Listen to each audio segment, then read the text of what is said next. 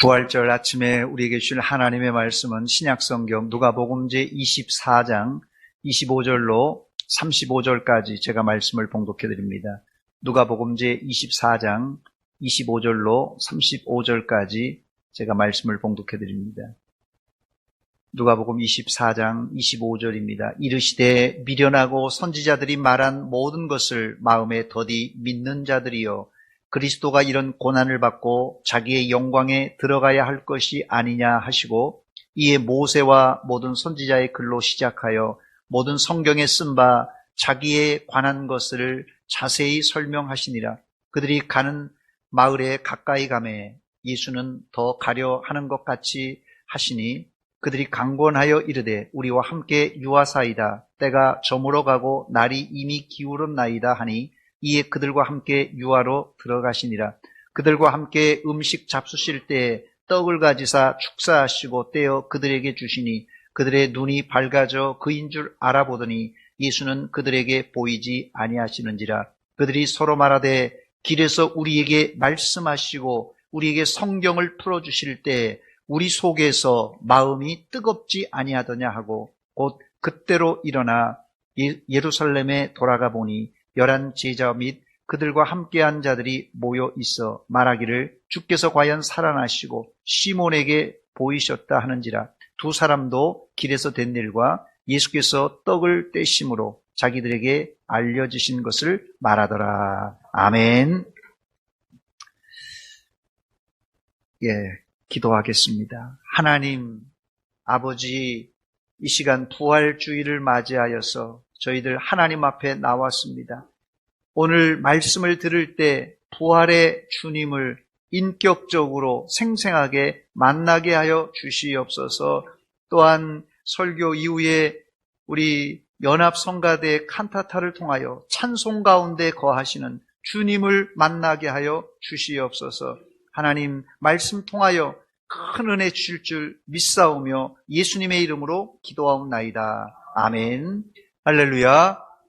부활절에 나오신 여러분들을 주의 이름으로 환영하고 축복합니다. 예수님은 사망 권세 이기시고 부활하셨습니다. 할렐루야. 제가 예수님은 사망 권세 이기시고 부활하셨다 하면 여러분들이 큰 소리로 할렐루야 한번 화답해 주시기 바랍니다. 예수님은 사망 권세 이기시고 부활하셨습니다. 아멘. 몇 달 전에 한 유튜버가, 제가 유튜버를 가끔씩 보는데요, 동남아에서 우리나라로 유학 온 대학생들이 서툰 한국말로 한국에 와서 놀란 점을 몇 가지 얘기를 하더라고요. 그런데 이 학생들이 이 겨울철에 한국에 입국했는데 한국 겨울이 너무 춥다는 얘기로 시작하더라고요. 인천공항에 내려서 시내로 들어오는데 창밖을 내다보니까 자신들이 보았던 나무들은 다 죽어 있더랍니다. 그래서 한국엔 나무가 살 수 없는 나라구나 이렇게 생각했다고 합니다. 그런데 신기하게 따뜻한 봄이 돌아오자 죽은 나무에서 꽃이 피고 싹이 나는 것을 보고 깜짝 놀랐다고 합니다. 이 베트남, 캄보디아, 태국 같은 나라는 두 가지 계절밖에 없다고 합니다. 더운 계절과 아주 더운 계절, 두 계절이 다라고 합니다. 그래서 이들 나라는 사시사철 나무들이 푸릅니다. 봄에 만물이 소생하는 자연현상은 우리에게는 부활이 있음을 보여주는 아주 좋은 예입니다. 혹시 이 자리에도 겨울나무처럼 얼어붙은 분이 계시다면, 아니 죽은 나무와 같은 그런 상태가 있는 분이 계시다면, 예수 믿을 때 주시는 부활의 생명이 여러분 안에 가득하시기를 주의 이름으로 축원합니다. 예수님 부활하셨습니다. 여러분, 예수님이 부활하셨다는 사건은 이게 엄청난 사건입니다. 첫 번째, 부활은 지금도 논란이 많은 사건입니다. 기독교 복음의 핵심은 십자가와 부활입니다. 예수님, 우리 기독교의 복음의 핵심은 다른 거 없어요. 십자가와 부활입니다. 그래서 예수님은 자신이 십자가에서 죽고 다시 살아날 이 십자가와 부활을 평소에 가르치셨습니다. 그럼에도 사복음서에는 예수님의 부활을 의심하는 구절로 도배가 되어 있어요. 제자들이 갈릴리에서 부활하신 예수님을 만났음에도 불구하고 마태복음 28장 17절 말씀 보니까 예수를 배웠고 경배하나, 예수를 봤다는 거예요. 지금 예수님을 배웠고 경배하나 아직도 의심하는 사람들이 있더라 그랬어요. 마가복음 16장 11절에도 그들은 예수께서 살아나셨고 마리아에게 보이셨다는 것을 어떻게요? 듣고도 믿지 아니하니라. 또 누가복음 24장 11절에는 여인들이 새벽에 예수님 무덤에서 부활하신 예수님을 만나 부활 소식을 전했지만 사도들은 그의 말을 듣고도요 허탄한 듯이 들려 믿지 아니했다고 말합니다. 또 누가복음 24장 25절에는 부활을 믿지 않는 엠마오로 내려가던 두 제자들을 예수님께서 꾸짖으셨습니다. 이르시되 미련하고 선지자들이 말한 모든 것을 마음에 더디 믿는 자들이요. 요한복음 20장 25절에도 의심 많은 도마를 이제 얘기가 나오는데요. 다른 제자들이 그에게 이르되 우리가 주를 보았다. 이 도마가 없을 때 이 제자들이 예수님을 보고는 우리가 주를 보았다고 하니까 의심 많은 도마가 내가 그의 손에 못자국을 보며 그러며 내 손가락을 그 못자국에 넣으며 내 손을 그의 옆구리에 넣어보지 않고는 나는 도저히 믿을 수 없다. 그렇게 말했어요. 답답한 노릇입니다. 제자들조차도 예수님이 부활했음에도 불구하고 부활의 사실을 심지어 보고도 믿지를 못했어요. 이런 현상은 과거 초대교회에만 있었던 것이 아니라 현대교회에는 이거 만연하게 이런 현상이 나타납니다. 현대교회에 예수님이 부활하셨다는 사실을 믿는 자들이 점점 줄어들고 있습니다. 2017년 콤네스라는 조사기관에서 영국에서 조사한 결과 영국 기독교인들 중에 4분의 1, 4명 중에 1명은 예수가 부활했다고 믿지 않는다고 발표했습니다. 좀 오래된 조사지만 1967년에 미국의 제프리 헤든이라는 사람은 미국 교회 7,441명, 자그마치 7,441명의 평신도가 아니라 성직자들을 대상으로 조사한 것입니다. 여러 가지 질문 중에 귀하는 예수님의 육체적 부활을 사실로 받아들입니까? 라는 질문에 감리교회 성직자입니다.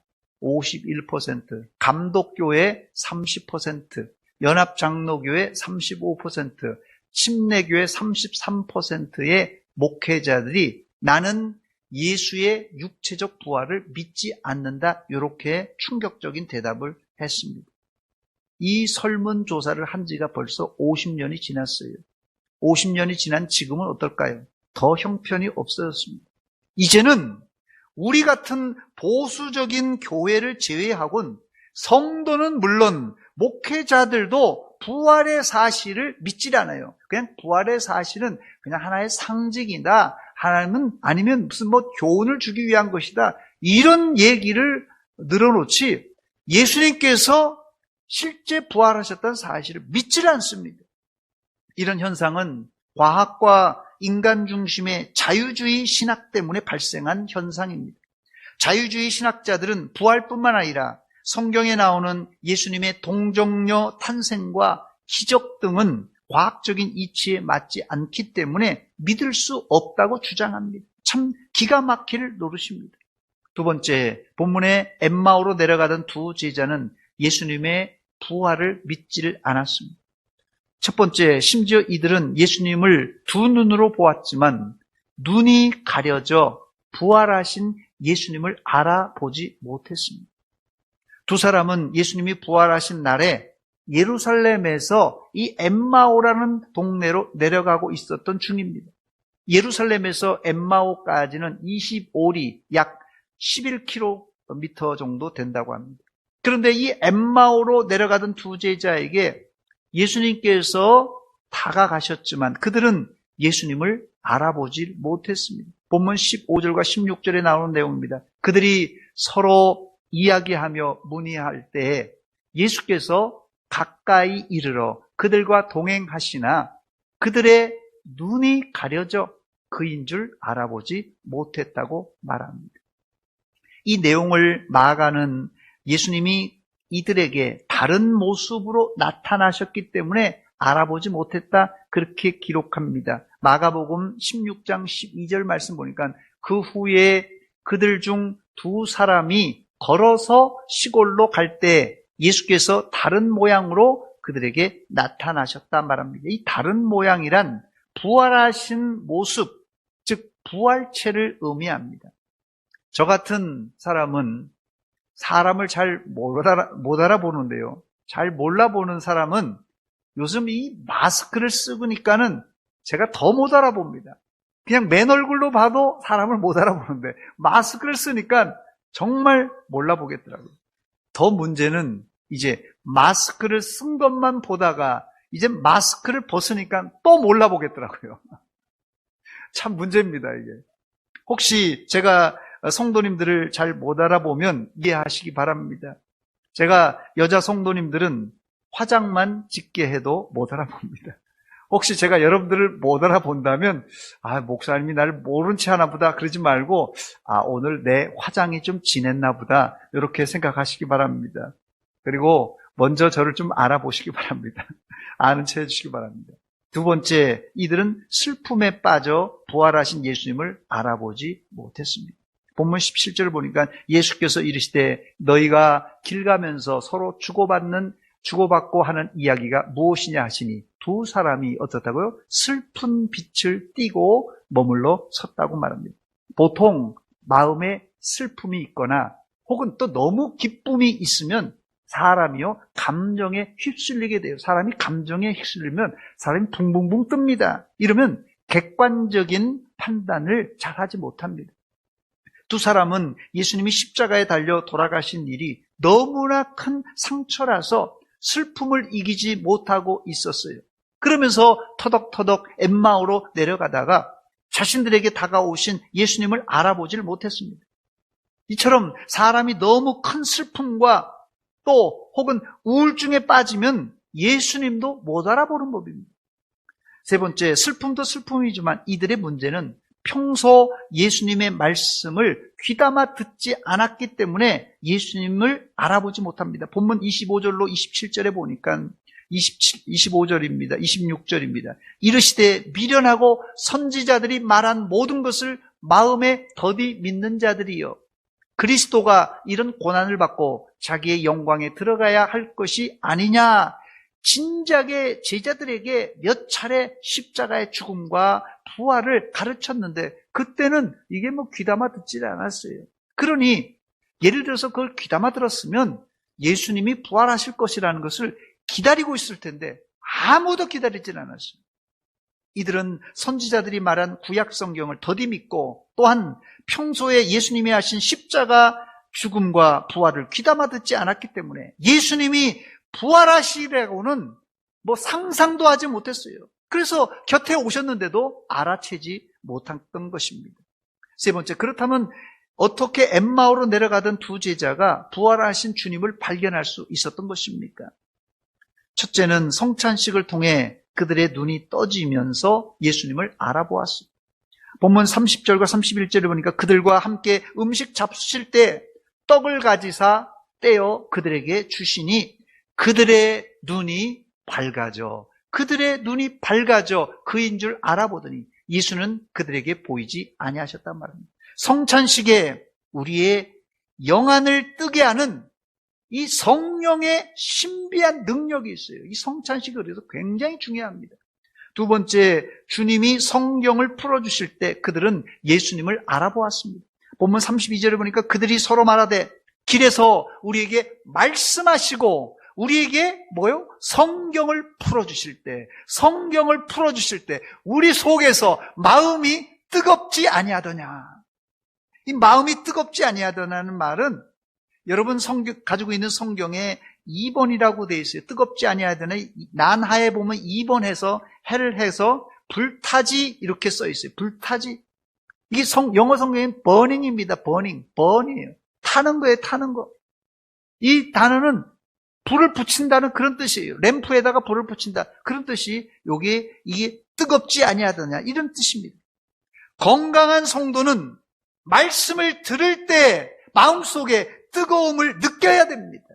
그래서 조직신학에서는 성경 말씀과 성찬을 하나님께 은혜를 받는 은혜 방편이다 이렇게 말합니다. 이런 방편이란 말이 우리 여기 학생들이 좀 몇 명 있는데요. 어린아이들이 이게 방편이라는 말이 한문이라 잘 못 알아들을 텐데 이 방편은 일종의 수단, 방법이란 뜻입니다. 은혜를 받는 방법. 하나님께서는 우리에게 은혜 주실 때는요, 아무 재료가 필요 없이 그냥 은혜를 부어줄 수 있어요. 하나님은 그냥 능력자이기 때문에 우리가 그냥 은혜 받을 수 있게 만들어줍니다. 아무것도 없어도. 그러나 하나님께서는 도구를 사용하시는데요, 하나님의 말씀을 들을 때, 읽을 때, 묵상할 때 마음에 뜨거움이 있게 하시고, 또한 성찬식을 거행할 때 마음에 뜨거움이 있게 하시고, 또 한 가지 더 추가하자면 기도할 때 하나님께서 우리 마음을 뜨겁게 하신다는 거예요. 요게 하나님께서, 성령께서 역사하시는 도구로 사용하신다는 거예요. 요게 방편입니다. 그래서 건강한 성도라면 말씀과 성례와 기도를 통하여 마음이 뜨거워지면서 인격적으로 주님 만나고 계속 성장해 나가야 됩니다. 그런데 이 은혜의 방편을 행한다고 다 은혜 받는 것은 아닙니다. 여기에는 반드시 성령님께서 역사하셔야 은혜의 방편들이 제대로 작동이 되는 것입니다. 우리는 지난 2주간 처음 사랑 회복을 위한 특별 새벽 기도회를 마쳤습니다. 처음 사랑 회복은 우리 입장에서는 성경을 읽고 묵상하는 거, 또 기도를 열심히 하는 거, 이것도 중요하지만 아무리 힘써도 여러분, 성령님께서 우리 마음을 감동, 감화하지 않으면 우리 안에 뜨거움이 발생하지 않습니다. 우리 안에 뜨거움이 일어나는 방편, 뭐라고요? 이게 하나님의 말씀을 들을 때, 읽을 때, 풀어주실 때, 그때 마음에 뜨거움이 일어나고 성찬식을 행할 때, 기도할 때 우리 마음에 뜨거움이 일어나는 것이에요. 본문 32절에 보니까 길에서 우리에게 말씀하시고 우리에게 성경을 풀어주실 때, 우리 속에서 마음이 뜨겁지 아니하더냐.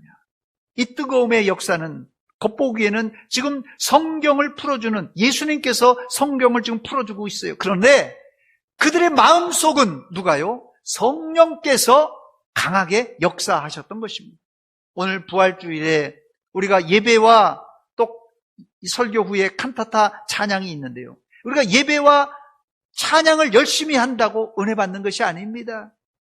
우리 안에 성령의 감동과 감화가 있어야 우리 안에 뜨거운 첫사랑이 회복되는 것입니다. 이 시간 성령의 뜨거운 역사가 여러분 안에서 충만하게 일어나시기를 주의 이름으로 축원합니다. 네 번째, 성령의 뜨거움을 체험한 사람은 부활한 주님을 증거해야 됩니다. 부활의 증인이 되라고 하셨어요. 오늘 우리가 부활절 예배를 드리지만 사실상 매주일이 예수님을 부활을 기념하는 기념주일입니다. 우리가 토요일날이 안식일 날입니다. 토요일 안식일 대신에 일요일 주일에 예배 드리는 이유는 예수님의 부활을 기념하기 위해서입니다. 본문 35절에 두 사람은 예루살렘으로 돌아가 자기들에게 말씀하시고 떡을 떼어주신 예수님을 사람들에게 알렸습니다. 두 사람도 길에서 된 일과 예수께서 떡을 떼심으로 자기들에게 알리신 것을 말하더라 그랬어요. 부활한 주님을 만난 사람은 입이 근질근질해서 입을 열어서 다른 사람에게 알려야지 속이 후련합니다. 이것이 안 믿는 사람들에게는 바로 전도가 되는 것이에요. 사도행전 1장 8절입니다. 오직 성령이 너에게 임하시면 너희가 권능을 받고 예루살렘과 온 유대와 사마리아와 땅끝까지 이르러 내 증인이, 다른 게 아닙니다. 예수님의 부활의 증인이 되는 것이에요. 여기 보듯이 아무나 부활의 증인이 되는 것이 아니라 반드시 성령의 권능을 받아야 예수님의 증인이 될 수가 있습니다. 만약 예수님의 부활을 목격하고도 부활의 증인이 되지 않는다면 그 사람은 직무유기자예요. 누가복음 24장 48절 말씀 보니까 너희가 이 모든 일의 증인이라 그랬어요. 이 모든 일의 증인이라. 여러분들이 이 모든 일의 증인들입니다. 믿지 않는 자들에게 예수님의 부활을 알리시기 바랍니다. 이게 뭐라고요? 전도입니다. 끝으로 다섯 번째, 부활의 주님을 만난 제자의 모습을 살펴보고 말씀을 맺겠습니다. 부활하신 주님을 만난 제자들의 특징 두 가지입니다. 부활하신 주님 만난 제자들의 특징은 두 가지예요. 첫째는 부활하신 주님을 만난 제자들에겐 큰 기쁨이 있었습니다. 본문 52절에 보니까 그들이 그에게 경배하고 큰 기쁨으로 돌아가 예루살렘에 돌아갔다고 말합니다. 여러분 인생에 가장 큰 기쁨이 언제입니까? 여러분 인생에, 여기 우리 초등학교 학생들이 가장 인생에 큰 기쁨이 언제였어요? 여러분의 인생에 가장 큰 기쁨. 우리 중학교, 고등학교 학생들, 여기 청년들도 있는데 청년들, 여러분 인생에 가장 큰 기쁨이 언제입니까? 우리 나이 드신 어른들에게 묻겠습니다. 우리 나이 드신 어른들, 60, 70, 80 평생 사신 어른들, 여러분 인생에 가장 큰 기쁨이 언제죠? 언제입니까? 한번 생각해 보세요. 제 개인적으로는 예수님을 만나고 예수님을 인격적으로 만났던 부활하신 주님을 만난 그 기쁨이 최고의 기쁨입니다. 여러분에게도 예수님 만난 기쁨, 부활하신 주님을 만나는 인격적인 만남이 최고의 기쁨이 되시기를 주의 이름으로 축원합니다. 마태복음 28장 8절 말씀에 최초 예수님의 부활을 알았던 이 여인들이 느꼈던 감정 두 가지가 있는데요. 그 여자들이 무서움과 큰 기쁨으로, 무서움이 있었어요. 사실은 너무 새벽에 갑자기 예수님 만나니까 무서움이 있어요. 그런데 그 마음속에 큰 기쁨이 있어서 제자들에게 가서 알렸다고 말합니다. 새벽에 부활하신 주님을 만난 여인들에게 두려움을 넘어서는 큰 기쁨이 있었습니다. 여러분, 세상에 사랑하는 사람이 죽었다가 다시 살아난 이 사건보다 더 큰 기쁨이 세상에 어디 있겠습니까? 오늘 부활절에 여러분 마음속에도 부활하신 주님이 주시는 큰 기쁨, 부활의 기쁨이 충만하시기를 주의 이름으로 축원합니다. 두 번째, 부활하신 주님을 만나고 제자들의 입에는 찬송이 그치질 않았습니다. 본문 53절입니다. 늘 성전에서 하나님을 찬송하니라. 늘 성전에서 찬송했다고 말합니다. 예수님의 부활 사건은 자다가도 일어나 찬송해야 될 사건입니다. 오늘 여러분들이 예배에 잘 나오셨는데 우리 교회에서 해마다 부활절 칸타타를 준비하여서 찬양하는 이유는 부활하신 주님을 우리가 찬송하려고 준비한 것입니다.